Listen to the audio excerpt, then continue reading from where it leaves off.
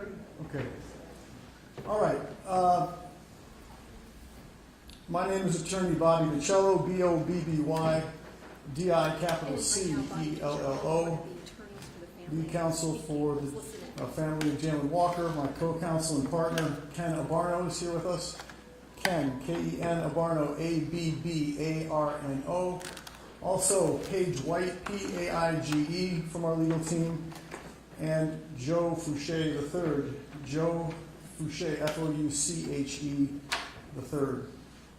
Well, we're the legal team, and it's as if God knew hard news was coming. The weather changed from warm to cold, and in the last 24 hours, we've all been shaken by this decision of the grand jury.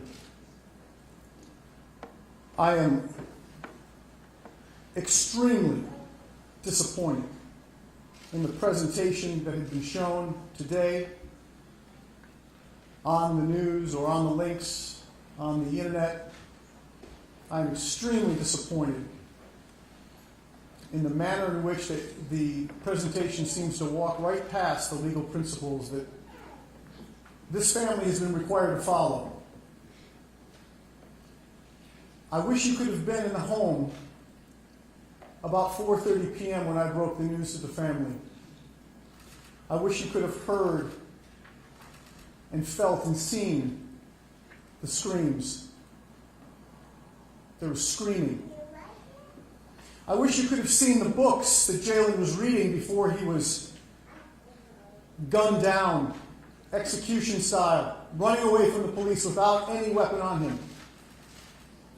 I wish you could have heard in his presentations that you saw the people he loved and the people he left behind, and how he wasn't displaying any strange behavior.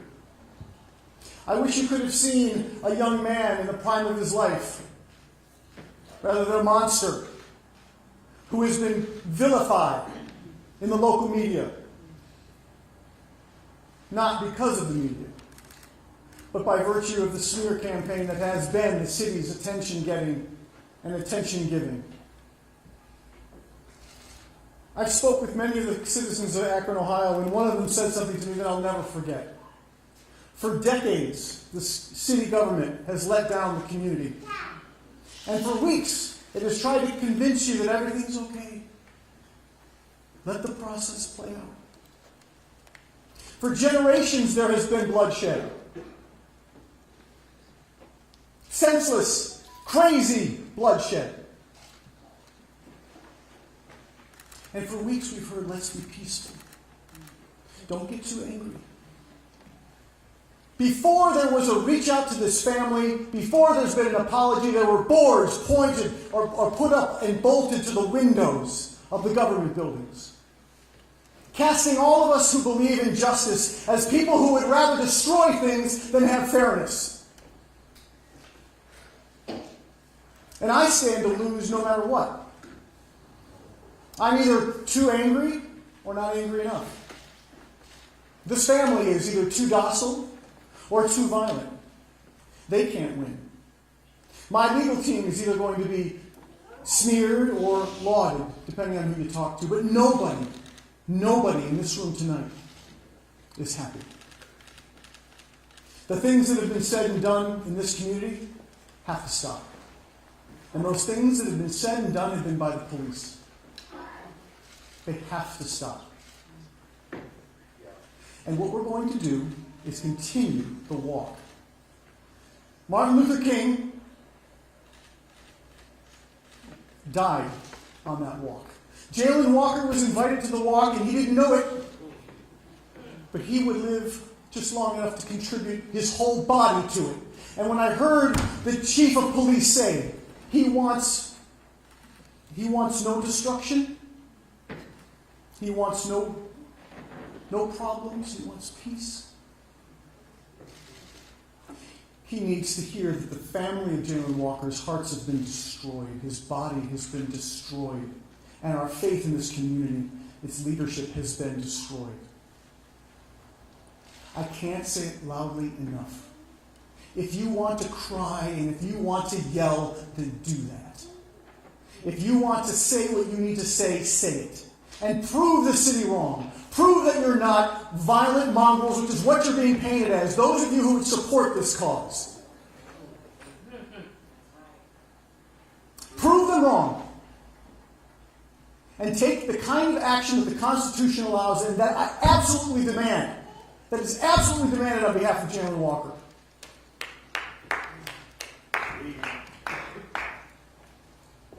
And so, having said that, let me gather my thoughts and introduce to you someone who's been a very, very valiant warrior in this cause for justice. Congresswoman Sykes brought the family to the Capitol, allowed Pam to sit while the president spoke the State of the Union address. She has put her money where her mouth is and her mouth where her money is with respect to these issues. She is absolutely committed to this community. And it is an absolute honor to have her speak to you today on behalf of the family. Thank you.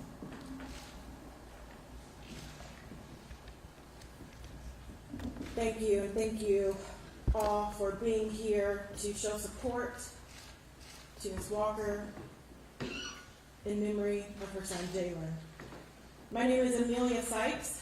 I am the Congresswoman for Ohio's 13th Congressional District, and today I stand alongside Jayland's mother, Pamela, his sister, Jada, his grandmother, members of the clergy, civil rights leaders, elected officials, and concerned citizens who are gathered because justice has not been served. Let me first start by acknowledging the loss of life. A future cut short and a family and community in deep mourning and full of grief. We've seen this time and time again, and now it's here in our town of Akron. A routine traffic stop ends in death, and a family and a community mourn the loss of a son, a brother, a grandson, a friend, a neighbor. And this country and this community reckons with another tragic death. We find ourselves yearning for a justice system that protects all of us. Law enforcement officers take an oath. They take an oath to protect and serve. Let me say that again. They take an oath to protect and serve the public, and that oath is paramount in the ways in which they must operate within our communities. It requires them to be held to the highest standards, the highest possible standards, as they are trusted and entrusted with our lives and make split-second decisions that can have lasting and sometimes devastating impacts. And when that trust is broken, and people no longer feel served by those who swore to protect and serve, trust erodes and our community suffer. Let me be clear when I say my disappointment today isn't a blanket attack on law enforcement. I recognize that our community relies on law enforcement officers, and they are a part of the community.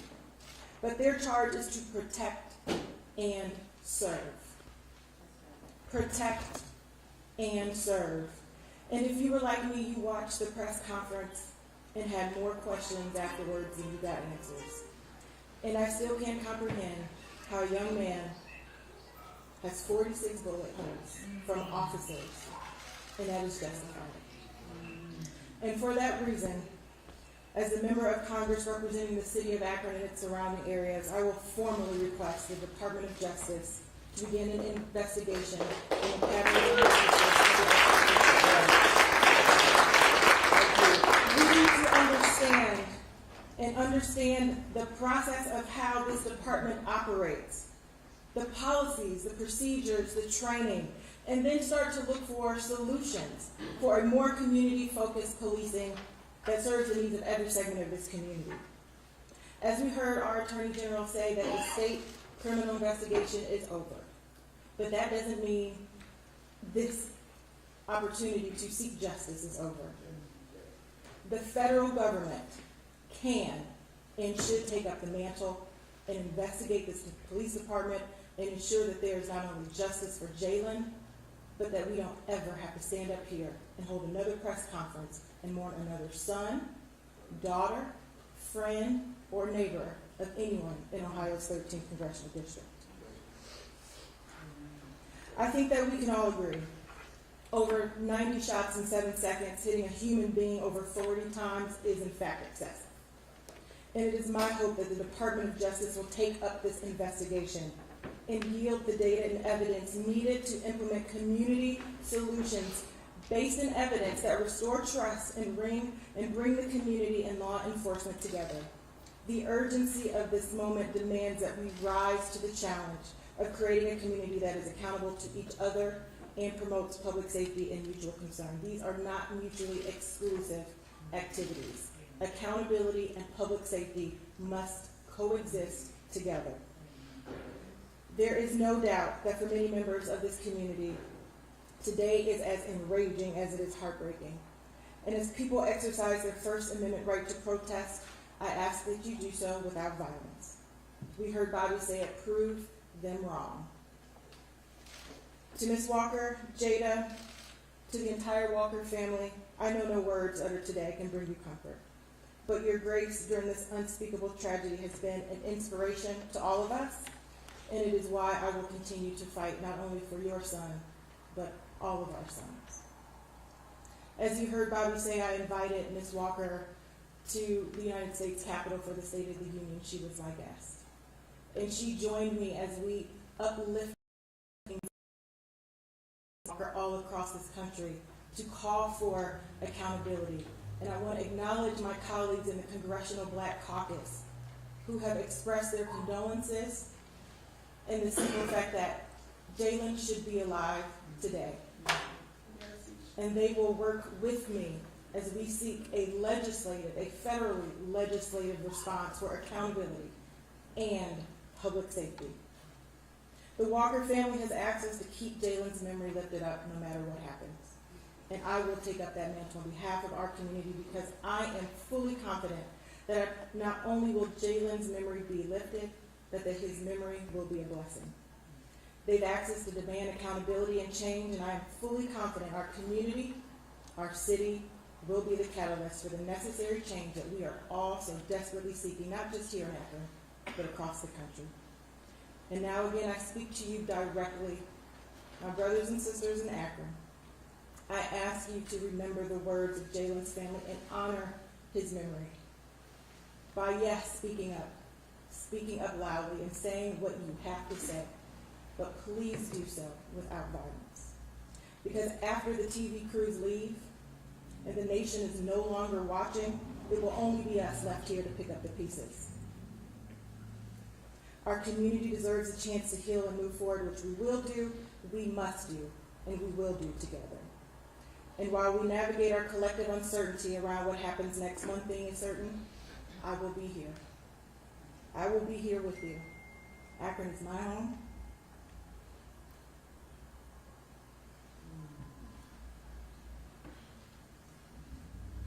I was born here. I was raised here.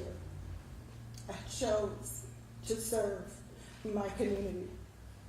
And I'm not going to run away from this challenge. None of us will. And I'm asking all of you to stand up with us and stand up for Jayland and make sure that we have justice not only for him, but sons all across this country. Thank you.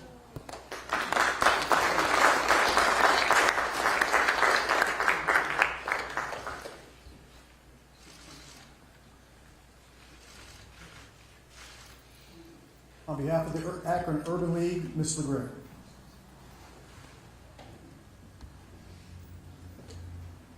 Good evening, everyone. I stand before you today not only as the President and Chief Executive Officer of the Akron Urban League, but as a mother of 3 adult black men. And today is a heavy day. We, of course, expected and hoped for and prayed for a different outcome. But the outcome that we got is one that we haven't gotten before, not only in this community, but across communities in this country.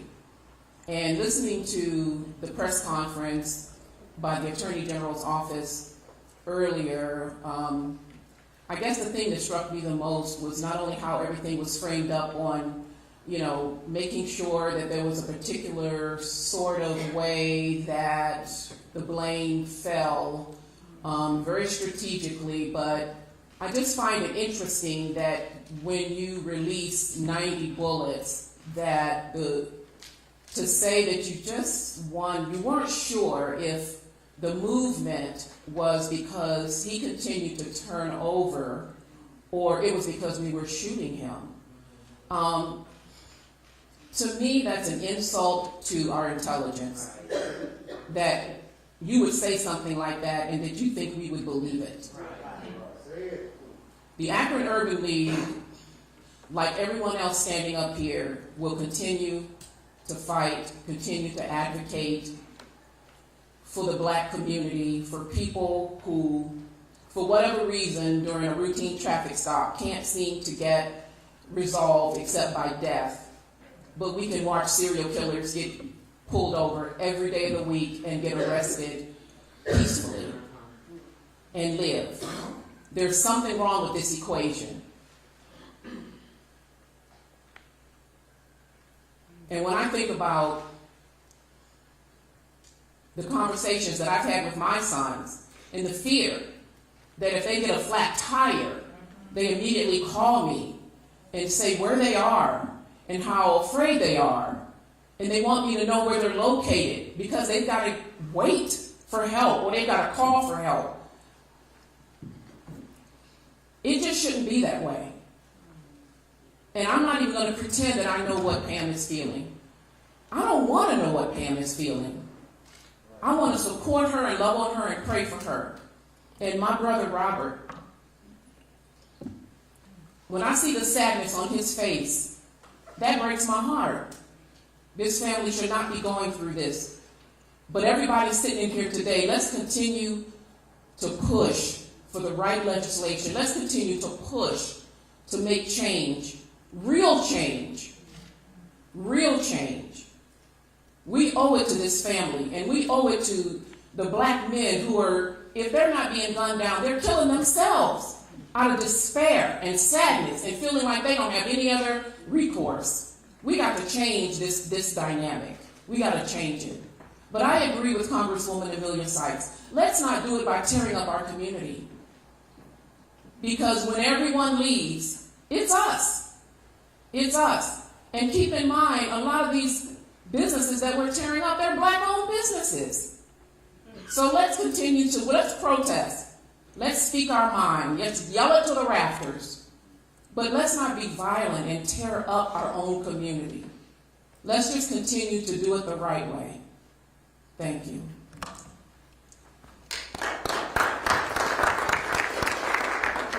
On behalf of the NAACP, Ms. Judy Hill.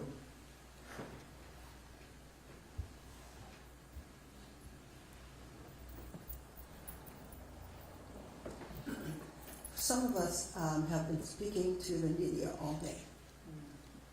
And I'm just going to be honest. I'm sick and tired of being sick and tired. I'm tired of having these conversations. I'm tired of the fact that not even in Akron, Ohio, can we get justice when 90 bullets. That's not enough. What does it take? What does it take for people to see what real justice looks like? I don't get it. I don't get it. I'm having a hard time sitting next to a family that's struggling. Because I feel their pain. Because we all feel their pain. And we can't get justice. Well, I just want to say something I said earlier to someone. You know, this is just the beginning. I want to put the city on notice. So we didn't get an indictment here, but there's an indictment on the city of Akron that there's change that has to occur. We have to change the policing in our city. We have to stop chasing people for a tail light, for crying out loud. Who are we? Who are we? What happened to the humanism in this country, in our city? So we've got to make some changes. We stand by our original demands. We want them to stop car chases. We want that pattern and investigation. We want to support what Sister Sykes said, because we have to make these changes, and we can't do it by ourselves. We're going to need each one of us to stand strong. And I can't say what others have said. Yeah, we all have to be here, but we need to let them know that enough is enough. You know, the only change that's ever really happened in this country is out of chaos. So I'm not going to use the word peaceful. I'm sorry right now. Because my heart isn't feeling peaceful. My head isn't feeling peaceful. My head is saying change. Change has to happen. And this is the start, folks. So young people, I said it earlier in a video to you. Do your TikToks, get on Facebook, keep it smart, safe. Do what you need to do to keep up the heat. We don't want them to think they can get away with this again. Thank you.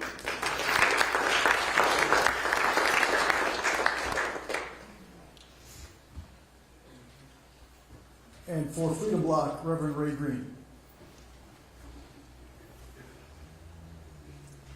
First off, my condolences to the family, to my brother, Robert DeJournette, my friend. We've been in this fight together, different avenues, and here we are standing together as one. To Pam and Jada, I love you. My heart goes out to you, and this isn't finished. We got y'all back. To Akron, I love each and every last one of you. No justice! No peace! Period. There would be no justice in Akron, no peace in Akron, Ohio. There would be no peace in Summit County. There would be no peace in the state of Ohio. There would be no peace in America until black men are able to walk down the street without being gunned down. Until black men are able to wake up and walk outside without the fear of being murdered by state-sanctioned violence. We will not rest. I am not here to condone violence, but I am saying that you have a right to be righteously indignant from these results today. Anger is an emotion that is felt when a wrong is done to you. And this wrong is done to us too many times. To the city of Akron, board up everything that you want to do. But we are coming. To my friends, to my brothers, to black men, we need you. To the gang members in the city of Akron, we need you. There is one clear and present enemy in this city, in this county, in this state, and in this country, and their name is Jim and Jane Crow, and we will not rest until we put them to bed. I'm not here to condone violence, but I am here to say that we will take back our community by any means necessary. It is up to us. We can no longer wait on an administration. We can no longer wait on a police department that is trained to shoot a person 100 times until they no longer have life in their body. We will not rest. I am giving you an invitation, if you didn't have one, to join in on this fight. We will continue to register to vote. We will continue to run candidates. We will continue to take over the administration in an electoral manner. But Akron, Summit County, Bath, Greene, Hudson, we are coming.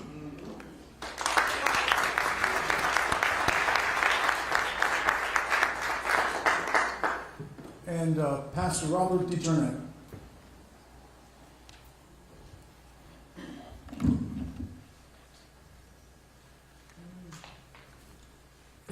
First of all,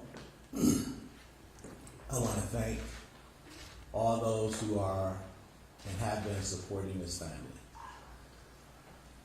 I want to thank you from the bottom of our hearts, because it means something to us.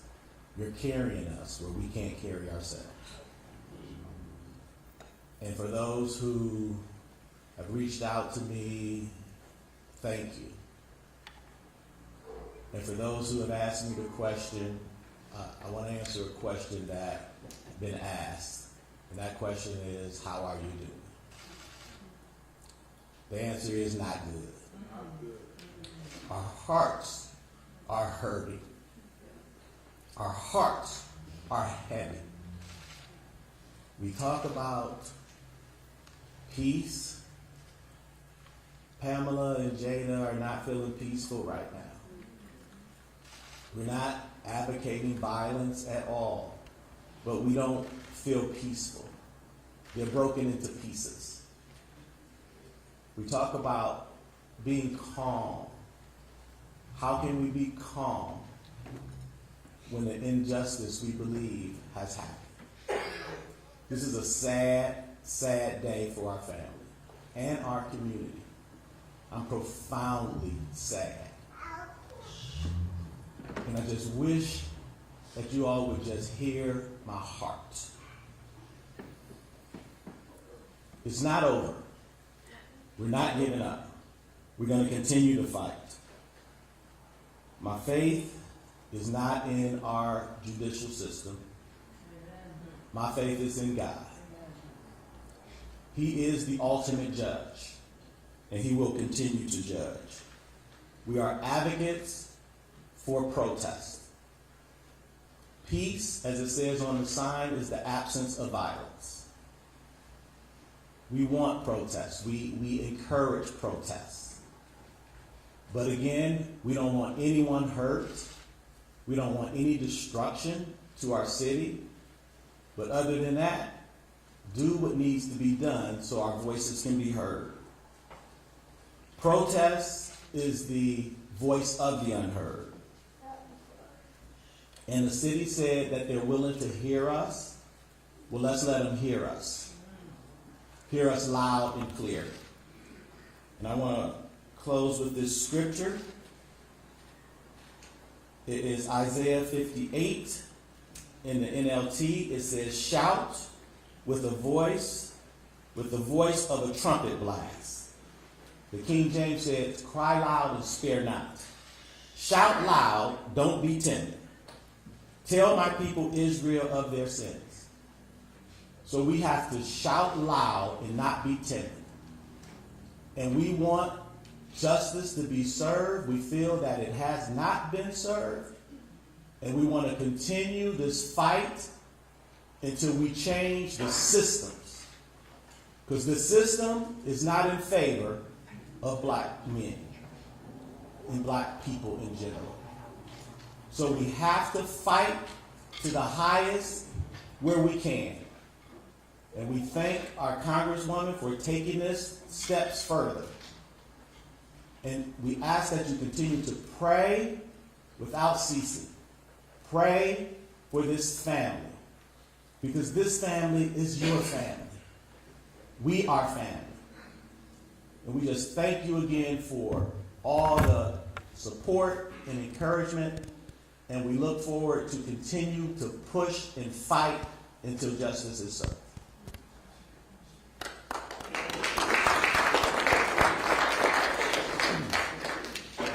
Okay, a few words from our legal team. Let me let my partner Ken Barno address the group. I'll let my partner Paige address the group, and then I'll be taking questions from the media. Okay?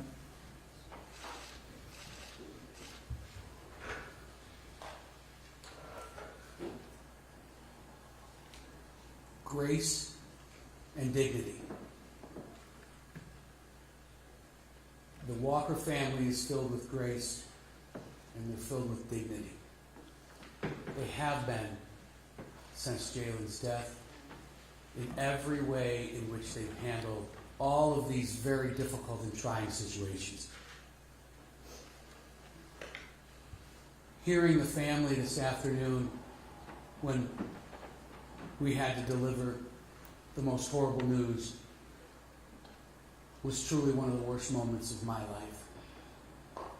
I can't even imagine the pain, the absolute pain.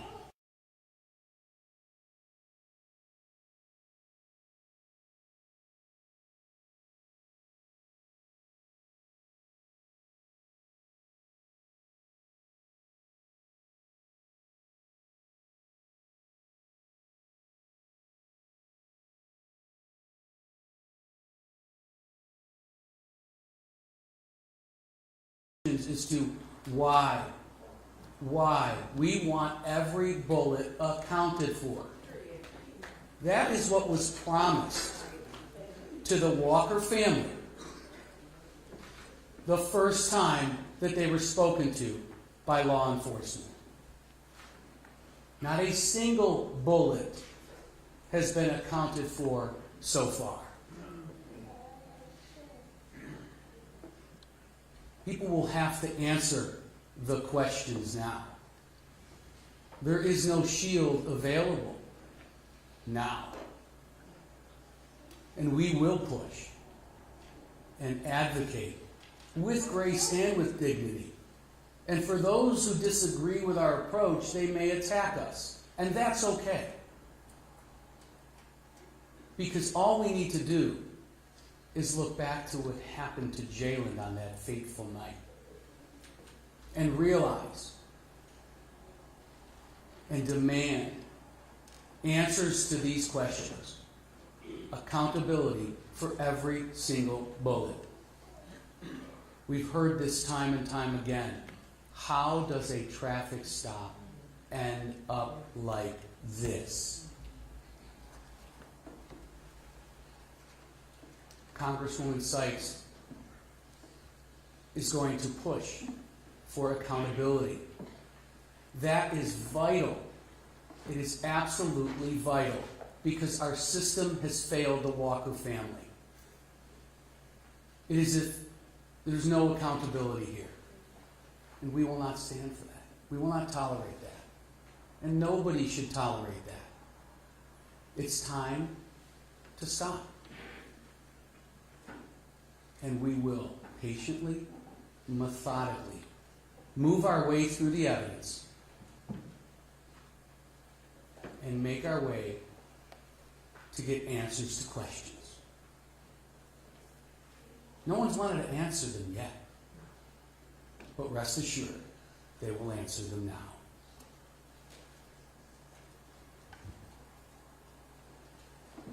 I asked Jada if she had anything to say. She had one word. When? When? Well, the time is now. And we will start. So when, Jada? Now. Thank you. Paige Wayne.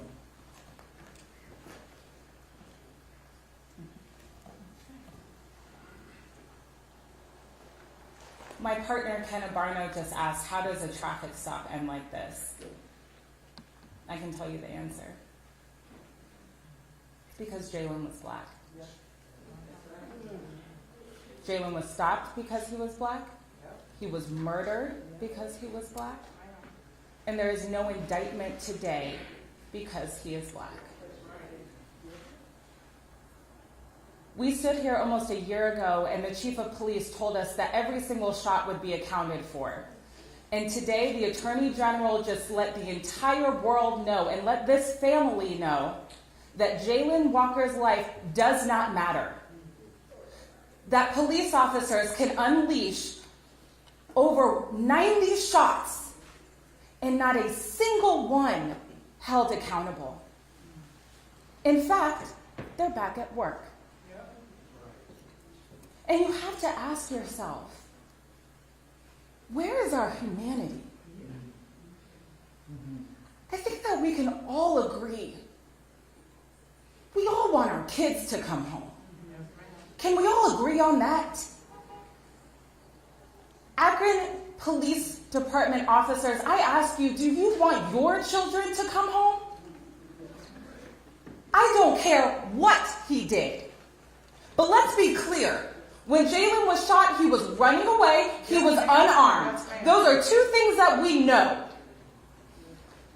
And for any state official to stand up there and justify what was done to Jayland, shame on you. Shame on each and every one of you. What we saw happen this week in the grand jury was a miscarriage of justice. That presentation that they gave to the grand jury was one that was skewed in favor of the police. Jayland did not have a chance. And so let me tell you, City of Akron, you got the right ones.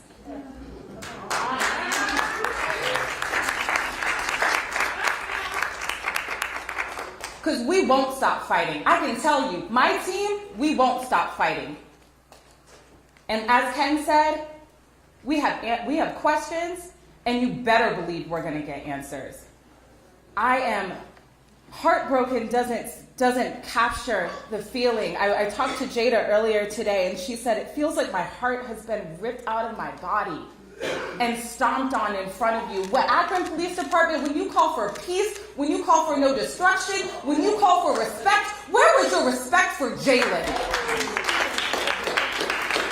So no, we are not condoning violence, and I'm so sorry that we have to get up here and continue this narrative, because we are asking people to speak up. Black and brown people, we have carved our way to justice from the beginning. It's never come easy, and it's never come fair. Never. But I promise you we'll get it. Justice for Jayland today, tomorrow, next week, next year. I will not stop. Our team will not stop. Justice for Jayland Walker.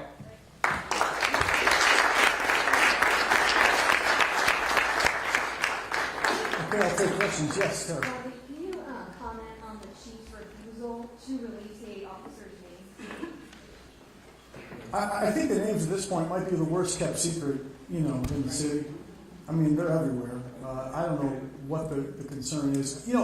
The narrative, though, is designed to continue the danger, the threat to law enforcement. It's all about what we present, we who oppose their point of view. We present this threat to their safety. And as I said the opening days of this case, I've received death threats. My name is Bobby DiCello, and I represent Jayland Walker. Yes? So we're hearing that there are plans to file civil suit. What does that look like for you guys? Is that accurate? Well, we're going to file a civil suit. You can print that. We're going to be filing it before the 1-year anniversary of his death. I would expect it to be filed around June 1st to June 15th, something in there. Yes? Bobby, what were you expecting? Were you expecting at least some of them to get indicted? Obviously, no one was expecting none of them. I had a conversation with the 2 prosecutors from the Attorney General's office. I was told that in their estimation, they had a 51% to 50-some%, greater than 50% chance that someone was going to get indicted. I was told that. Now, I'm not bringing the prosecution, and I didn't see the evidence. But I saw what I saw on TV today, and that's what I'm commenting about. What I saw on TV, I can't say it better than Paige said it. Jayland didn't have a chance. If what I saw on TV was given to the grand jury. By the way, folks, there's one simple idea that all of us in law enforcement or courts and lawyers know, and that is you don't do a 20/20 hindsight of what happened. I believe their narrative started when Jayland was in like the 5th grade and had a bad grade in school. They started with several weeks before these events to paint a narrative of someone who was seeking a gun and going to use it against law enforcement. That's just what I saw on this presentation. And again, if that's what they presented, well, that violates Graham v. Connor, that violates Tennessee v. Garner, that just violates the whole tradition. Since 1989, those cases have been on the books. And I don't understand it.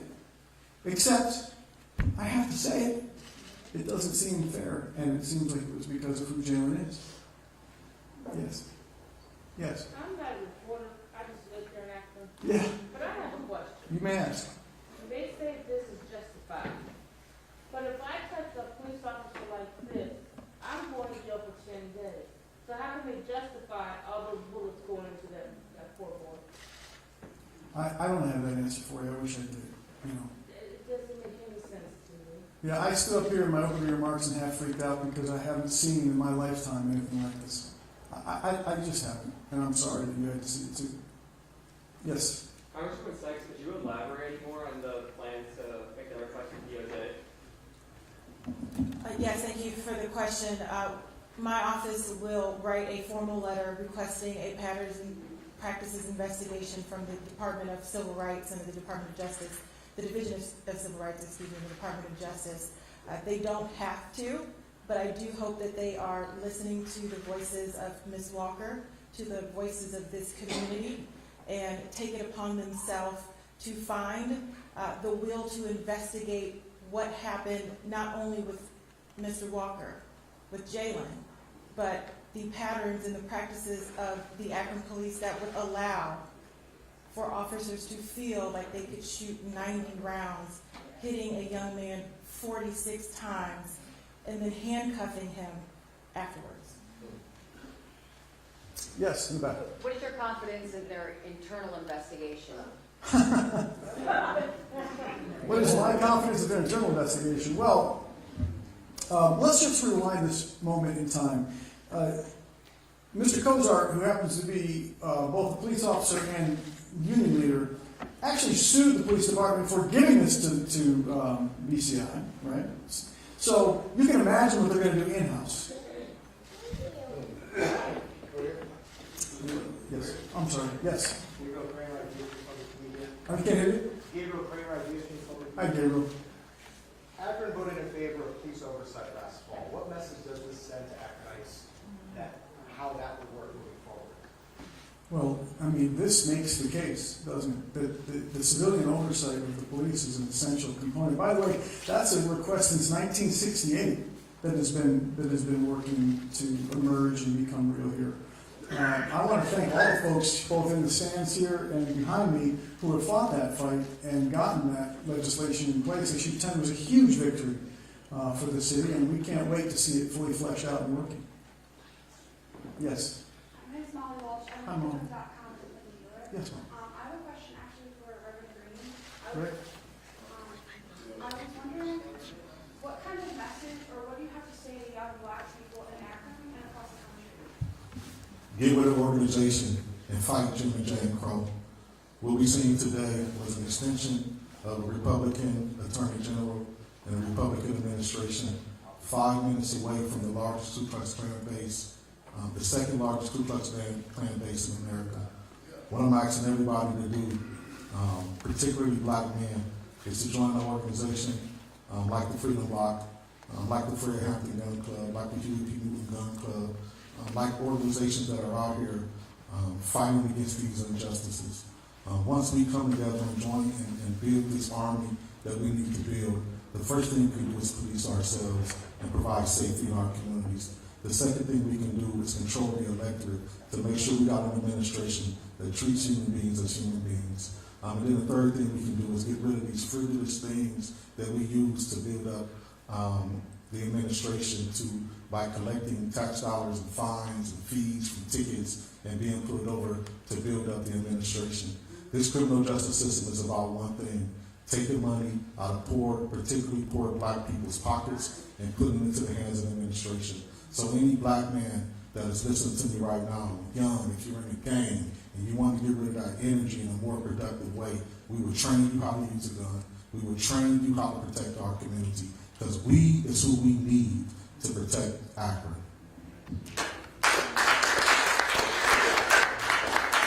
Yes. Part of your legal strategy, especially in an unjust system, asking for justice, have you ever considered changing the strategy from asking for, say, a crime to humanity, instead of just asking for justice in an unjust system? So we're going to do what the system allows right now because that's what we have. And I have to say that as an attorney here in the state of Ohio with a license in this state, I swore an oath to the Constitution. I swore an oath to uphold it. I swore an oath to protect the clients that I have and to make sure that Constitution is applied. And I will challenge anyone on the idea that the Constitution is meaningless. I think the Constitution does mean something. And I think that the courts should take this case into consideration and will, I hope, embrace it. That's my hope. Yes? Does Ms. Walker and her daughter, do they plan on attending any of these protests? They've been so eloquent and their message is clear. They want peaceful protests. So are they going to be a part of it to encourage it? Lydia, we've worked very closely. We love Pam, we love Jayland, and it's a real thing. We want to make sure that at our expense, because of our energy and desire to know, we don't hurt them. So we're letting them go through this in the way they want to, and we'll cross each of those bridges as they can.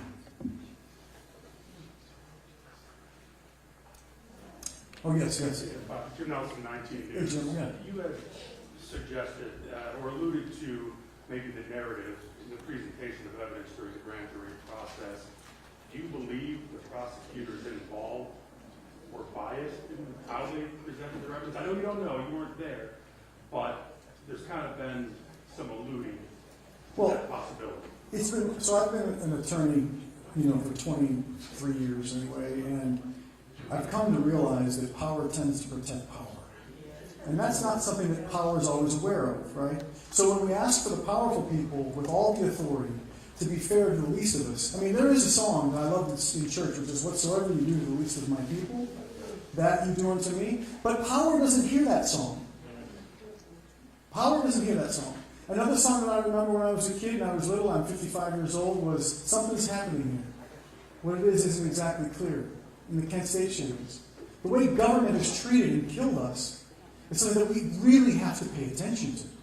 So when power examines itself, it usually creates strange and awful results. And that's what I truly think has happened. In fact, we talked about implicit bias. We talked about confirmation bias. We talk about that as lawyers because we don't try to bring cases from some sense of what we think should happen, but what really did happen. And here, justice was lost. Yes, way in the back.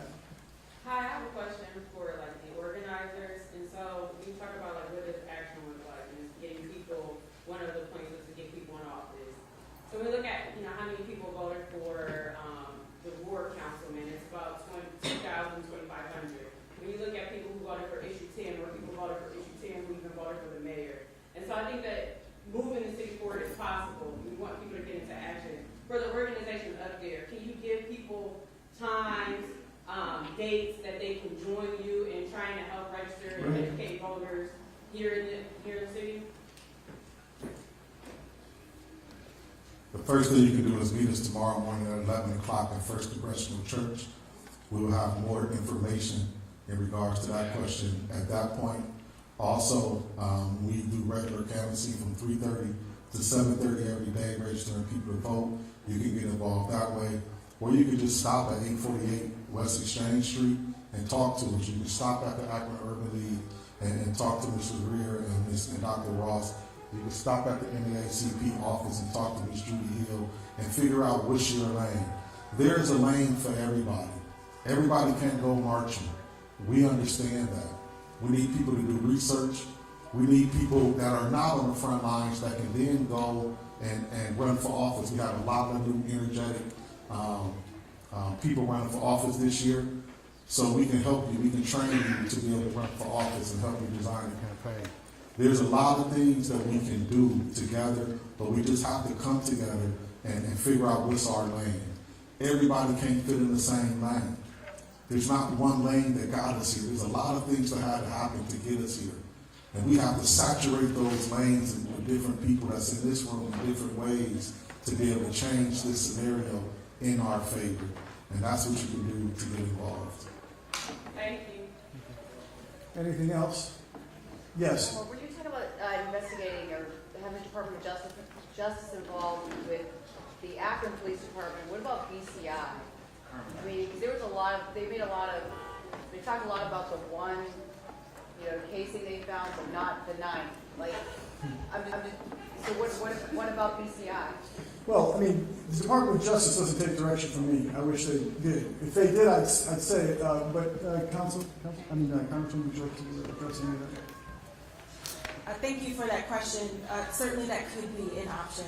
But at this point, we are going to engage and make the requests that are most appropriate. There may be other federal agencies who can lend their investigative support, and we'll continue to research what is most appropriate and where we can seek to get some deliverable results, not only just an investigation, but also pursuing federal legislation, which we heard President Biden talk about during the State of the Union address this past February. Okay, thank you all. Appreciate you.